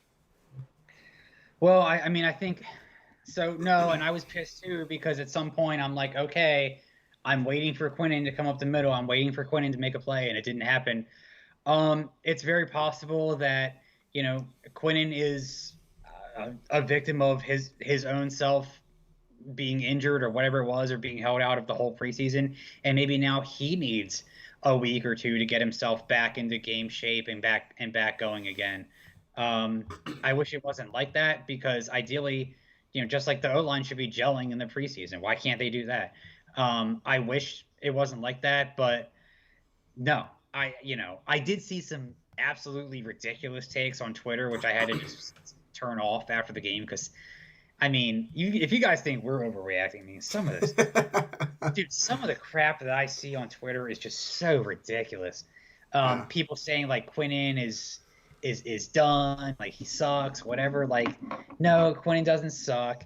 He's going to be fine. I just think he needs another week or two. I think Quinnen is a gamer, not necessarily like an off-season practice kind of guy. Um, so God willing, we'll see him have more of an impact next week. Mm-hmm. All right, let's see. Yeah, we'll talk a little. Let's talk a little bit about Amendola. My wife has got the hots for him. I think every girl does, though. The dude is absolutely jacked out of his mind. So Amendola, and again, if you didn't watch the game, Braden Mann got hurt early in the game. He got roughed, but because the Jets were holding and basically dragged the Panther into Braden Mann's leg, there was no penalty on that. But anyway, Braden Mann got knocked out of the game, injured his left leg, and Amendola, I don't even know what to say. He just dominated in the punting. Like, he was fantastic punting the football. I mean, we don't have to talk about it forever because he is just the punter, but man, dude stepped up in a big spot to, like, I'm sure he wasn't practicing. Like, he wasn't practicing punting. And he came out, he looked great. Do you think we add a punter? I almost wish we wouldn't if Braden Mann's going to miss time. Well, the first of all, it sucks because after his first or second punt, I literally stood up and said, I can't believe we have this legitimate, awesome punter on our team now because his punts are awesome. His punts are great. And then that happened. And then secondly, if anybody remembers, the last time that we were doing a stream together, we were talking about the possibility of cutting one spot and only having a kicker / punter. And then somebody was chiming in like for the technicality for like why that can't happen. I hope it doesn't because like for the same reason why I said last time, which is if something happens to him, then now we're totally screwed. I mean, I like the fact that we have him now, but I mean, I don't want to. No, I want Braden Mann to come back. And I mean, oh, sure. No. I didn't mean it like that. I do want Braden Mann back. My only thing is if Braden Mann's going to miss time, I think we probably are better off just not getting a punter, but I don't know. At least it was his left leg, which I guess is somehow better because he kicks with his right, but yeah, I don't know. I guess we'll find out on Wednesday. Yeah, if they're gonna make a move, they might even sign them sooner. Yeah. I don't know how you find somebody better than what Amendola did in that week 1 game. I mean, he looked freaking-tastic punting the football. Yeah. So we'll get to a Grant Rude comment because he is the man. Because why not? Grant Rude, good to see you. He says, "Would you agree a good play caller plans with their first 15 or so plays to figure out the opponent's game plan, or adjust after that? I didn't see an adjustment by LaFleur until late into the third. I am not impressed." I kind of mentioned that earlier. I think there should have been an opportunity to see something was not working with the offensive game plan, and the offensive line in general was just struggling. And it's hard to, this is what I'll say to answer your question, Grant. It's hard to compensate for an offensive line that's playing that poorly. So even if he had made some adjustments, it still probably wouldn't have led to a whole lot of production because the offensive line is literally the foundation to offensive production. But I agree with you. Some of the play calling was a little bit sketchy in regards to after the first quarter specifically, seeing the lack of a running game, seeing the inability to complete passes, because I think Zach started like 1 for 6 or something. They needed to pick plays that could get some rhythm going, and I think they did that. I think it was in the third quarter. We started to see some more like not one read plays, but basically like drop back, and find somebody just for a quick, easy rhythm pass. And like there wasn't enough of that. So I do think it's fair to criticize a little bit, but I'm not going to lose my marbles. And I don't think you are either. I'm just saying I'll give it a little bit more time. Yeah, they were in a completely untenable situation. I mean, you can't have Zach start out 1 for 6 and then also get on the floor for not abandoning the run game, even though the run game wasn't working. So what are you going to do? He was in a lose-lose situation. You could talk about scheme all day, and there's something to be said about that. But somebody, I forget, pointed out in the chat. I mean, it's going to come down to execution, and then it just wasn't there. We have another person who is new to the channel. I don't recognize you. Gino DeRay. Good to see you in the chat. Welcome to the show. He says it's only one game and Carolina has that running back. He's a game changer. And we definitely talked about that earlier, Gino. McCaffrey is incredible. And you can't say enough good things about McCaffrey and what he provides to a quarterback, to an offensive line that's not necessarily strong. I mean, he's a total game changer. And the fact that Darnold was able to just quickly check it down to him 8 or 9 times in the game, I mean, that's dramatic. Dramatic. And I think he had like 90 receiving yards. So you can't understate the impact that McCaffrey had in this game. And I think we all kind of saw it coming. There were only a few people in the comments of the videos that I've been making that seem to think that maybe he wouldn't be the same guy, but if he wasn't playing us, he's like on that level of a Mahomes where you just kind of like to watch it just for the sake of getting able to watch something special. He is like, special. This dude is special, and it's like watching Lamar or watching Mahomes, except at the running back position. Like it's damn amazing to watch. I mean, unfortunately, it happened against us today, but I mean, any other time I'd watch it and enjoy what he does because it's unbelievable. Will F. He says the loss and injury probably was the worst injury this team could have taken outside of Zach Wilson. 100% agree. Everybody on this channel will agree with you. James, by the way, special shout out to James Wighouse. He is now married. So congratulations to you, James. If you're watching this, right now or later, congrats to you. I doubt you're watching it because you just got married. But anyway, super happy for you, buddy. Hope the wedding was awesome and that you had a great time today. So you're right. The loss and injury is tremendously impactful on this team. And I said it when it happened. It is a major, major impact on our pass rush. It's just obvious. Not only did we only have 1 sack today, but the pressures were not happening in the first half. They started to get a little bit more pressure in the second half, but it wasn't enough. I was sick. I was absolutely sick to my stomach when that loss and injury happened. And there was no silver lining. There was nothing, man. And this is exactly why. All right. Motivated T, it was criminal to not give Ty Johnson more touches than Coleman. I don't disagree, man. I mean, I think I'm still of the mindset that Coleman could have done better with better offensive line play, but I'm with you because I do think that Ty Johnson is more talented in the running game specifically. Ty Johnson didn't do it too much prior to his 12-yard run. I think he had 3 carries and there was no yards. He wasn't producing either. I'm not saying you're wrong. I'm saying let's just wait and hope that the offensive line produces some more, because if it doesn't, you're not going to see Ty Johnson do much better, to be perfectly honest with you. Let's see. You compensate for porous offensive line play by quick outs, quick slants, screens. LaFleur was bad, period. Listen, I think what we saw Joe Brady do today is exactly what the Jets should have tried to do more of. We didn't throw to the running backs enough today, in my opinion. We did throw quite a few passes to the tight ends. Where was Wesco? Why didn't we target Wesco? Wesco was he was peppered in the preseason, and it worked really good. Why did we get away from throwing to Wesco in the flat? Why did we not throw to the running backs to give more easy check down throws for for Wilson? Grant Root, I'm with you, man. I think that the game plan that we saw from the Panthers is a very, very clear blueprint on what to do with an offensive line struggling. So I don't think that we see this too differently at all, to be perfectly honest with you. Tyler Croft.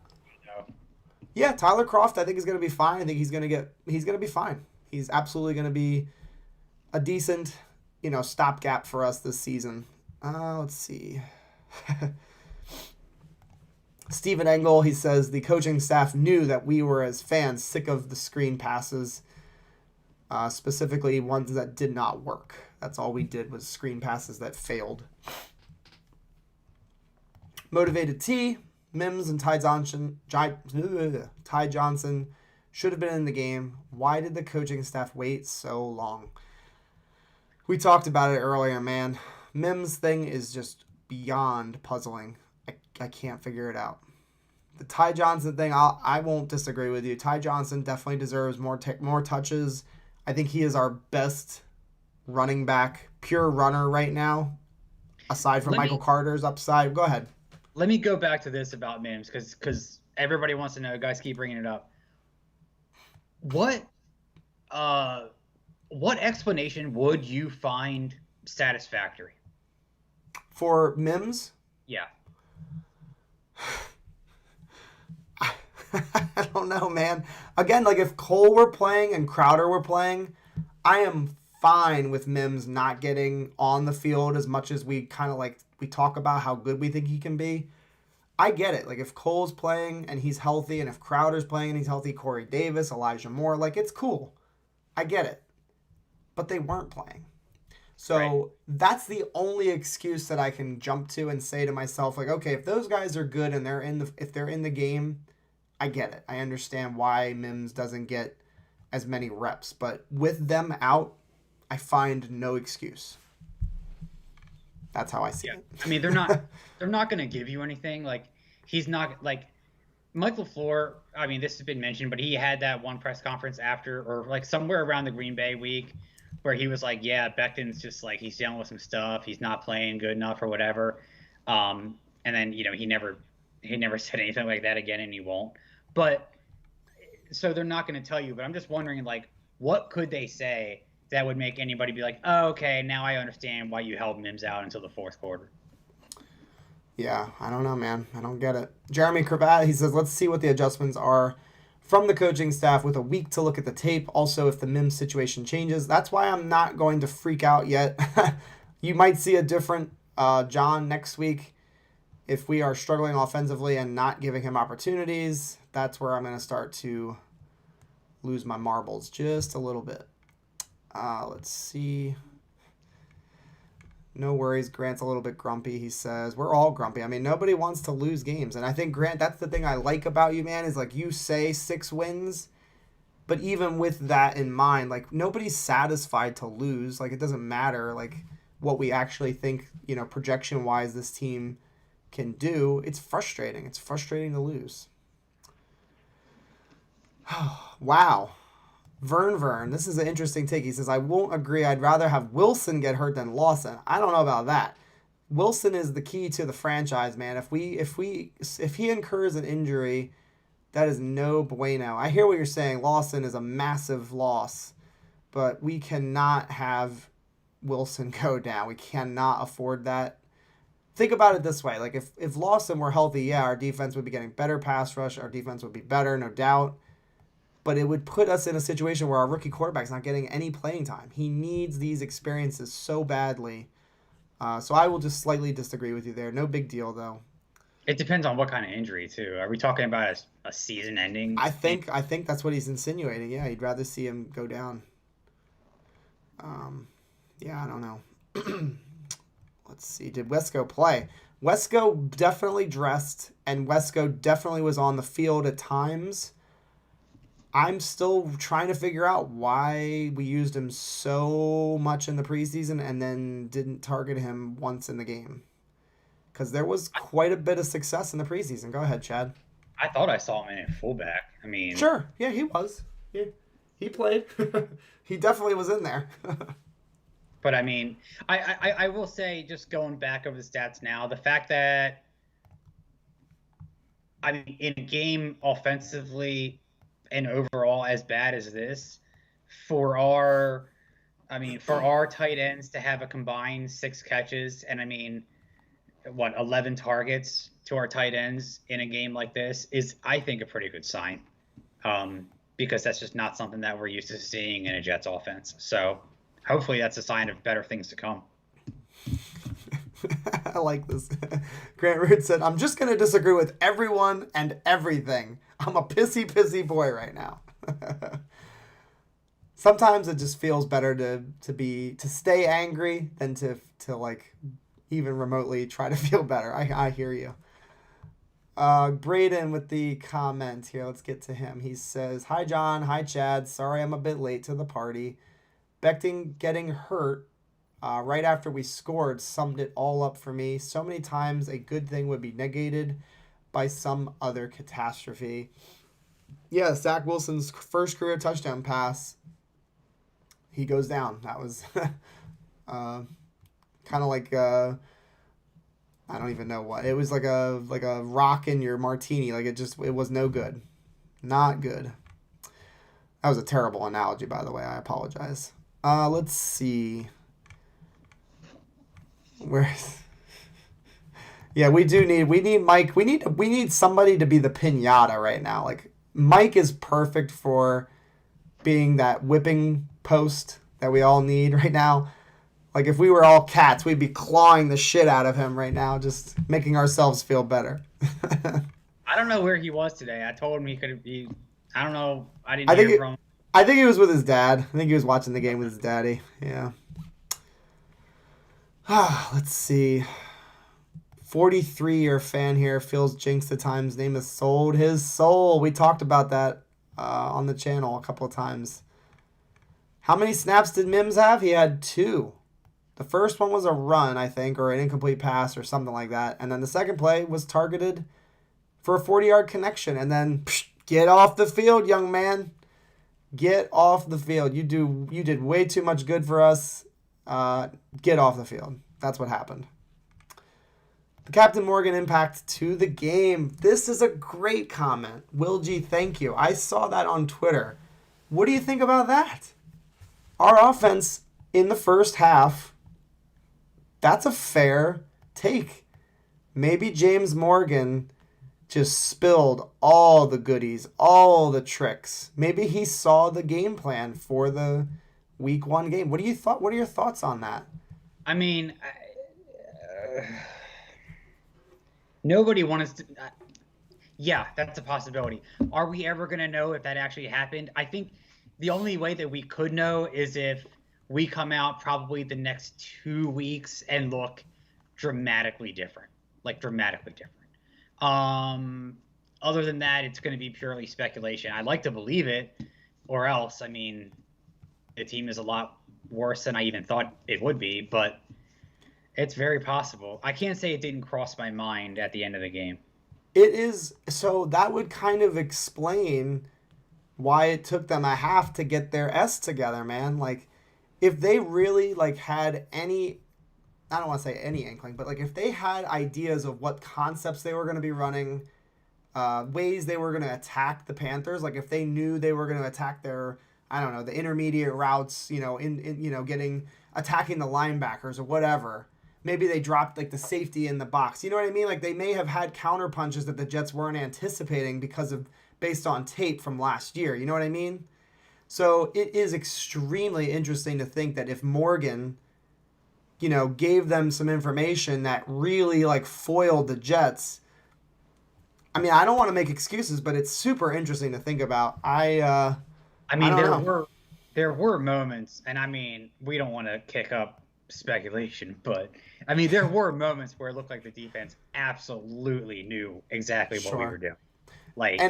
I'm sorry, go ahead. No, I mean, it was just, now that I'm thinking about it, it was a little bit too convenient, I guess. Yeah. The only thing it doesn't explain is the porous offensive line. Like that doesn't like James Morgan had nothing to do with that. But yeah, man, they seem to know what the hell was going on in that first half. I mean, we scored literally 0 points. So we shall see. Thank you for the comment because we hadn't said anything about it. I really appreciate you throwing that in there. Panda in the Jet Stream, what's up, man? Good to see you in the chat. Thanks for stopping by. Let's get to this question. It's about Mimsy again, because why not? Whose cornflakes did he, poop in to deserve the bench? Not only deserve the bench, they dressed him. It's like putting a present in front of a child and saying, no. Well, you can open one side of the present, but then we're going to take the present away after you see what half the present looks like. Like, it just doesn't make any sense. Like, if you wanted to punish Denzel Mims for a shitty attitude, don't dress him. Don't play him. He got 2 reps. 2 downs played. What was the point of dressing him? We could have had another DB dress. We could have had another offensive lineman dress. There's so many different things they could have done with that one active roster spot instead of just dressing the dude to play him 2 snaps. I cannot wrap my head around it, because if it were an attitude problem, then you just don't dress the guy. That seems more along the lines of what makes sense. All right. This is a good point, DSMY. Even some of the most intense curses in sports history have been lifted or can be lifted. You could even throw the Browns in the mix. You know, they've been out of the mix for a long time, and they're a relevant team. They almost beat the Chiefs in Kansas City this week, you know? Yeah. Things can change. That's why I always find it so funny. Everybody's, the Jets are terrible. They're going to stay terrible. Like, we get it. We have not been a good team. Yeah. I know, dude. That was awful. You can laugh at me. That was the Jets O-line of that was the Jets O-line of analogies that you made earlier. It was really, really bad. Sorry. Yep. And then to go back to something that the guys are going back and forth in the chat about being negative. I mean, let me be clear about this. I mean, no one has said anything negative about Zach Wilson. In fact, I feel higher on Zach Wilson than I did at 1:00 this afternoon. I also feel good about Salah. I liked seeing the energy. There was a moment where they had that delay of game where Salah got visibly pissed on the sideline. I actually like seeing that a lot. I like seeing him hold his guys accountable. I mean, the future of this franchise right now is with Robert Saleh and Zach Wilson, and I feel great about those guys, despite taking an L today, and despite a pretty high likelihood of taking an L next week too. And I'm going to be totally honest with you, I still feel good about those 2 guys. So no, man, I'm not all doom and gloom at all by any means. Yep. This is a good comment as well because we haven't touched on it. Rule did a lot of shady things, like announcing the changing of 2 defensive players' numbers right before the game. Some people were very pissed off about that. Listen, I am of the mindset that if it's not in the rules, which I can't believe that's not in the rules. Like, how should you be allowed to do that 60 minutes before the game? That seems that's a very Belichickian style of move right there. But you know what, man? They need to change that rule. That's a messed up rule. You should not be able to do that. That's ridiculous. Am I mad at Rule for doing that? No. Am I thinking that that rule is shoddy? Definitely. That's a crazy thing. Like, that should not be. You should not be able to do that. The numbers. Right, because there's no. Go ahead. There's no question that they did it on purpose, right? Like this. Oh, for sure.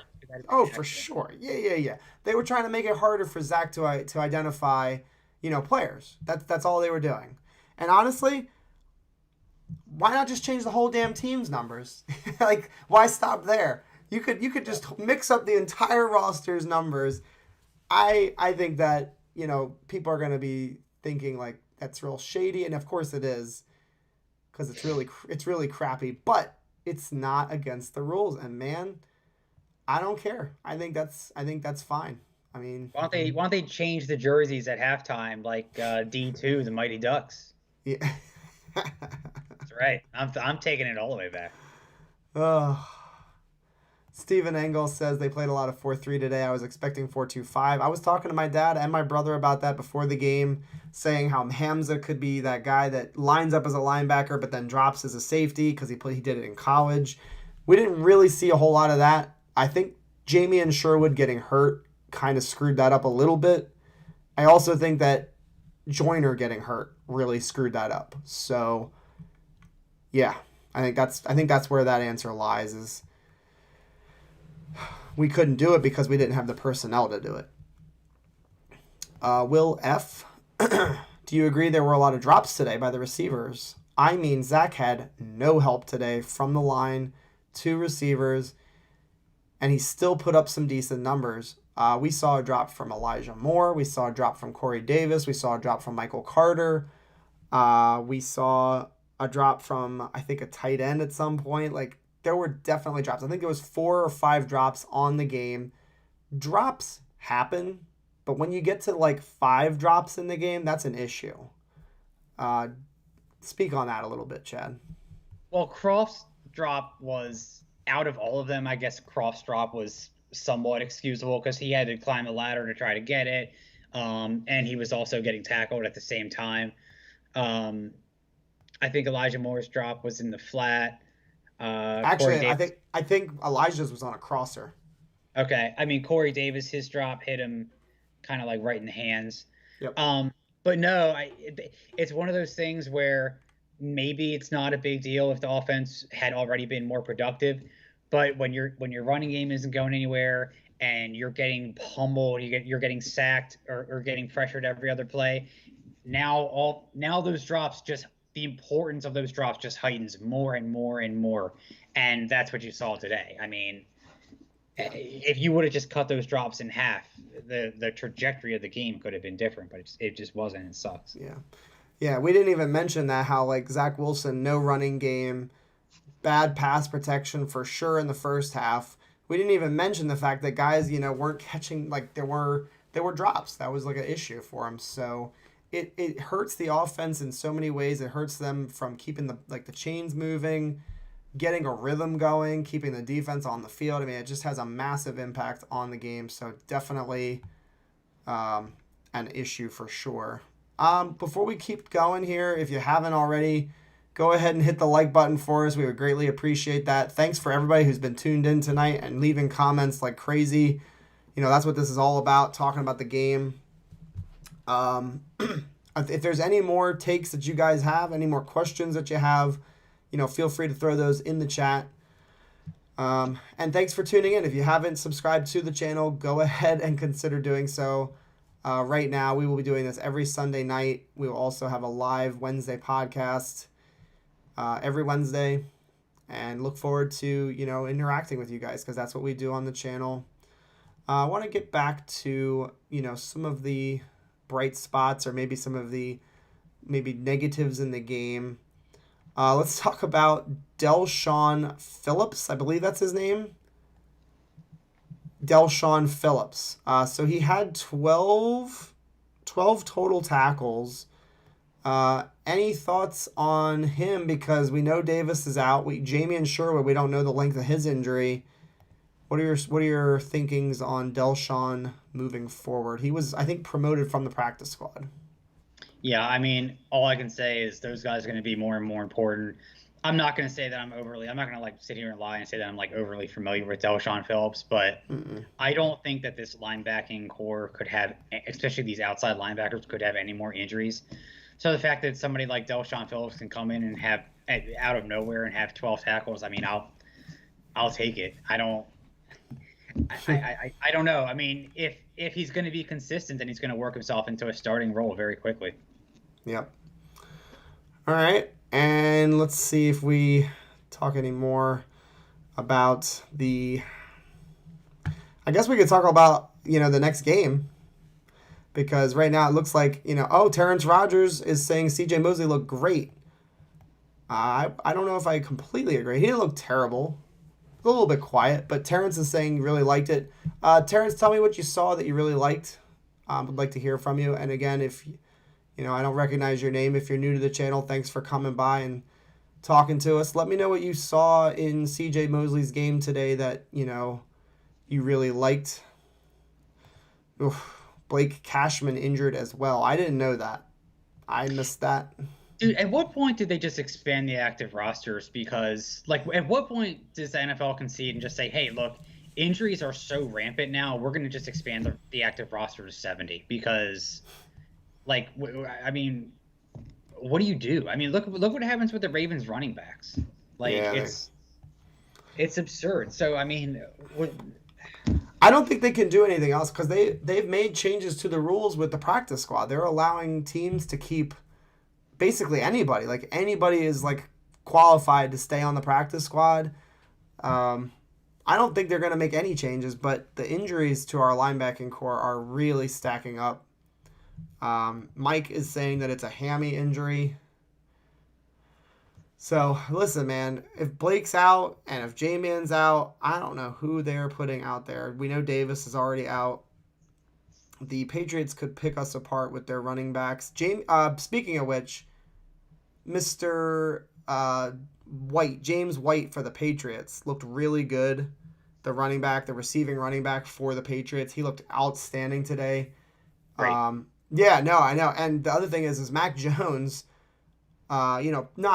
he didn't blow up or anything. He didn't have a massively productive game, but he looked pretty good too.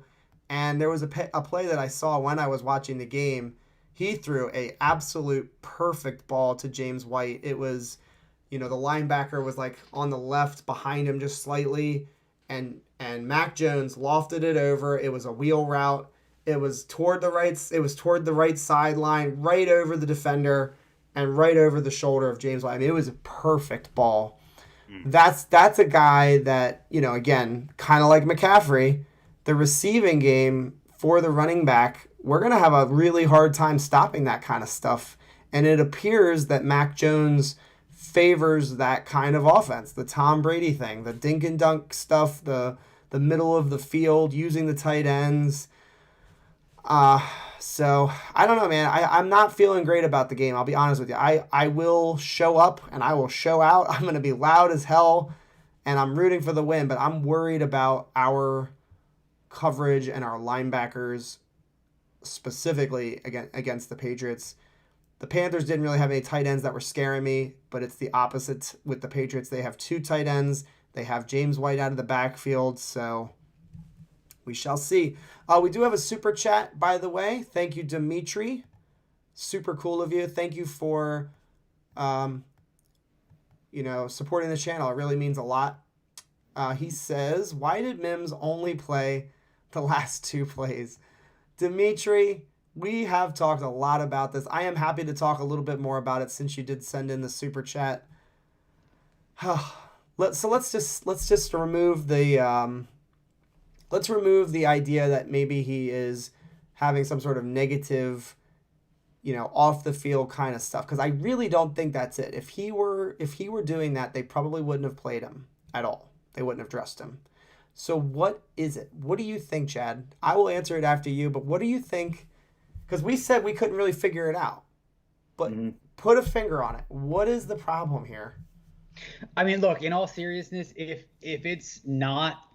he didn't get on the bad side of the coaching staff with some sort of off the field issue, then they really believe that he needed more time to be prepared coming back from his bad off season, from his sickness and all that kind of stuff.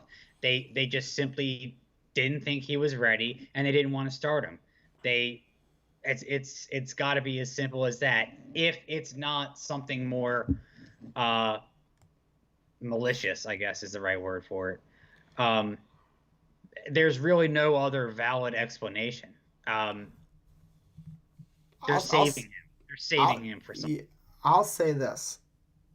The scheme fit thing, I bash the shit out of that. I think it's ridiculous. Mims is a scheme fit in any offense. But let's just go ahead and play the game. Maybe the New York Jets coaching staff sits there and they say, this guy doesn't run routes like Corey Davis. This guy doesn't run routes like Elijah Moore. He's not a scheme fit. We're just not interested in having him playing meaningful reps for this team. I guess that could be a reason, but again, it still doesn't make sense to me because when he's on the field, he produces, he makes plays. So Dimitri, why don't you, since you submitted the super chat, why don't you tell me what you think the reason is? To me, I think that there could be a valid argument made for the New York Jets maybe they're looking to trade this kid, which I think is ridiculous. I think it's crazy. Why are you trading away a second-round pick who has shown flashes when given opportunities? I can't for the life of me figure it out. I really, really can't. I'm literally dumbfounded by it. So if you want to let me know, Dimitri, I will read your comment. Tell me why you think he only got 2 plays. To me, it just isn't adding up. I don't think it's a attitude problem. I think it's more of the coaching staff just doesn't like him. But I can't figure out why. Rodrigo, again, thank you, Dimitri, again, for the super chat, and thanks for supporting the channel. Rodrigo says rosters need like 60 active players would be really, really helpful. I think you can only have 46 on active roster game day. It's a 53-man roster, but I think once you get to game day, you have to name 46 players that are active on game day, like the guys that actually dress for the game.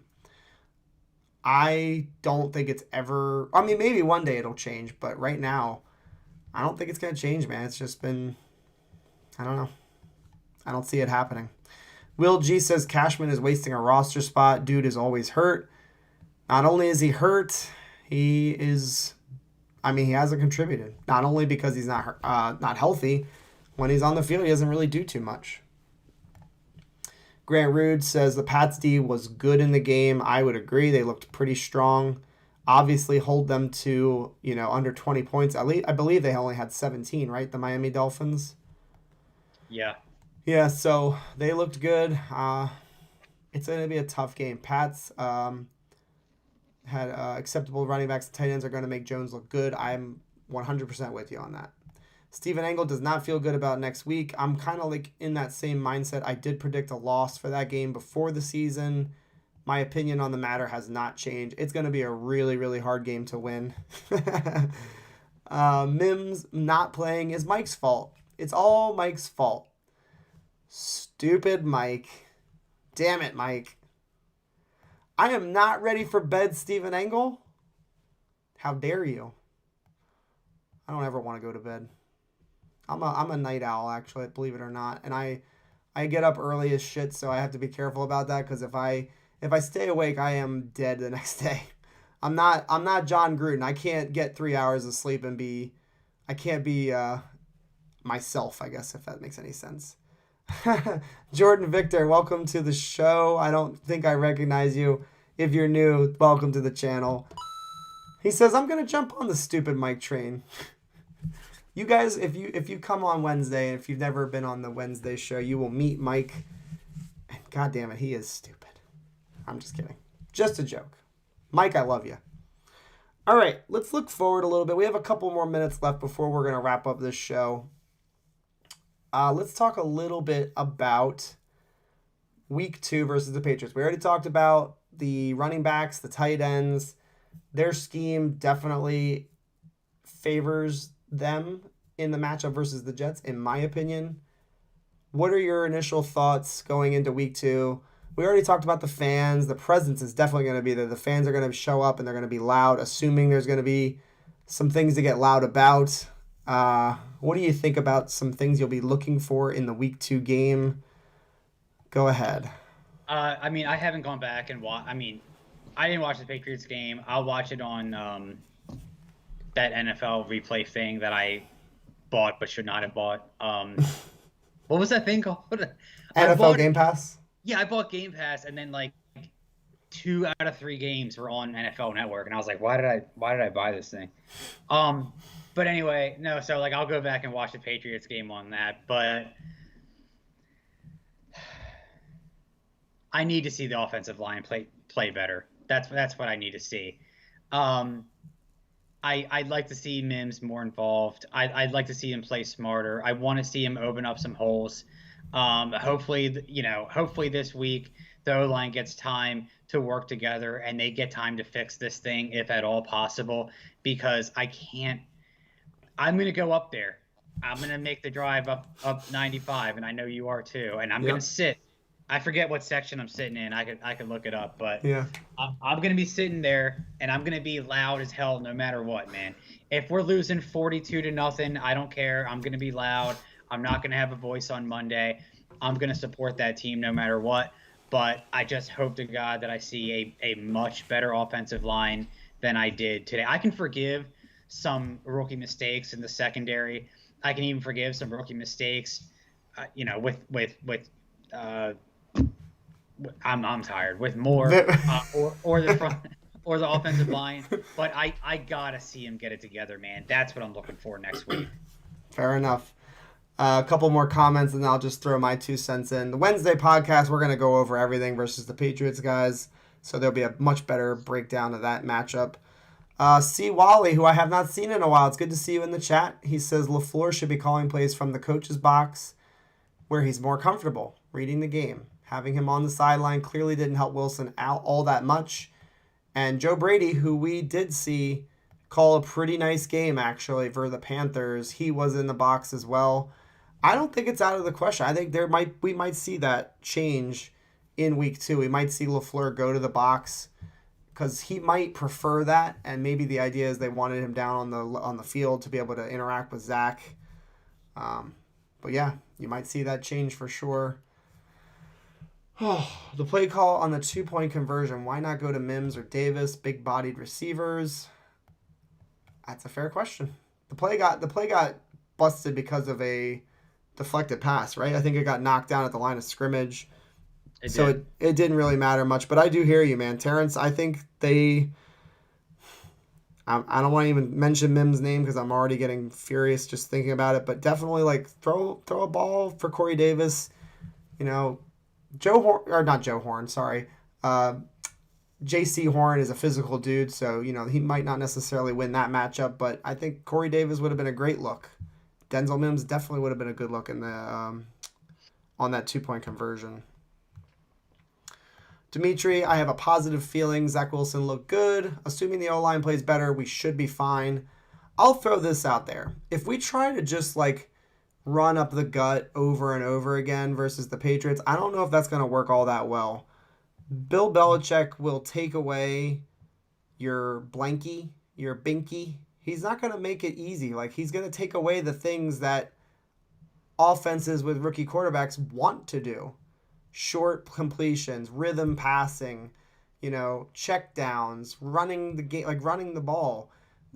Bill Belichick's not going to let all those easy plays happen. He's going to try to take that stuff away, and he's going to make Zach Wilson read the field. And so that's where my concern comes, and that's where I think that's what LaFleur is going to need to do. He's going to need to call a much different game than maybe he wants to, because Belichick's going to force his hand. He needs to call some trick plays. He needs to get creative in that regard, and keep them off balance. We need to get them on their back of their feet. We need to get them on their heels, not the other way around. No, you can't play into his hand. That's the thing. You can't play scared. I mean, even if you go out and make mistakes or whatever, you can't play scared against Belichick. You just can't. Yep. You can't play like a rookie. This is a great comment. Jason Rhodes, you don't have too many great comments, so this is nice for a change from you. Just kidding. He said, look, even the Packers played worse than the Jets today, so maybe our first half just wasn't our day. I think that's a great perspective. Good teams have bad games too.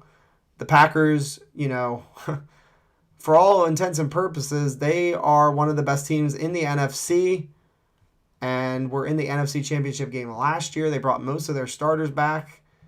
So bad games do happen to even the good teams. So I am with you. Grant Root agrees with you. Absolutely no panic. It's only 1 week. No need to panic. Just stay realistic. The Jets are a young team. The youngest, in fact. We're going to see some bumpy roads, and who cares? We look like we have a bright future. I agree, man. All right. I think that'll about do it. Thank you guys so much for tuning in and watching, hanging out with us. Sunday will be here sooner than you think. We don't have to wait another 8 months for another game. It's going to be here in less than a week. Week 2 versus the Patriots. I will let you know right now, the post-game show, it's going to happen, but I don't know if Chad will be on. I'm going to come on when I get home for a very, very short bit of time because we will be driving back from New Jersey all the way back to Maryland. I might even try to do it in the car on the way home. We might try to do it in the parking lot even. So the post-game show is going to be at a weird time next week because we'll be at the game. But for pretty much the rest of the season, we're going to be 8 o'clock every Sunday night. Also, as a reminder, week 3, Mike and I will be going to Denver. So Chad will not be on that show. It will be Mike and I. We will most likely be heavily intoxicated, and we will give it a shot. On what? What's that? Oh, on what? Yeah, just the booze they serve, man. Oh yeah, over there in Denver. Just the booze, man. That's all we're there for. So we will bring you some form of post-game show for the next 2 weeks. It's not going to be quite like this, but there will be some way for you guys to interact with us on Sundays. So looking forward to that and looking forward to doing it for the remainder of the season. We'll read one more comment and then we will put a bow on the show. Ooh, I like that. A bow on the show. I think I'm going to have to keep that in my repertoire. LaMichael Pirine, solid running back. We will need him for protection. LaMichael Pirine didn't even dress today. Maybe he was hurt. Maybe still ailing from his injury. I don't know. Maybe. We'll see. If you don't mind, hit the like button before you go. Hey, what's the show plan for the November 4th game? I don't know. Is that the Thursday night game? We'll have a post-game show probably on that Sunday. We'll just keep it consistent, but I'm not sure. I haven't decided yet. That's a good question. Message me and give me your ideas on that. Hey, appreciate that, Elliot, taking time out from the Mets-Yankees Subway Series. Sorry for missing the show. Catch you on Twitter. Overall, felt the New York Jets played tough, if not imperfect. Appreciate that, Elliot. Big arms with all those thumbs up. I appreciate you as well.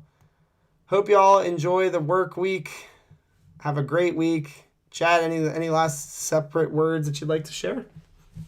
Hang in there, guys. We're going to be okay. We're going to be loud next week. You're going to hear me. You're going to hear me, John. You're going to hear me and John specifically coming through the TV. That's right. All right. Go Jets, guys. Thank you so much for watching. Again, like and subscribe. Have a great night. Go Jets. Word from my daughter. Peace.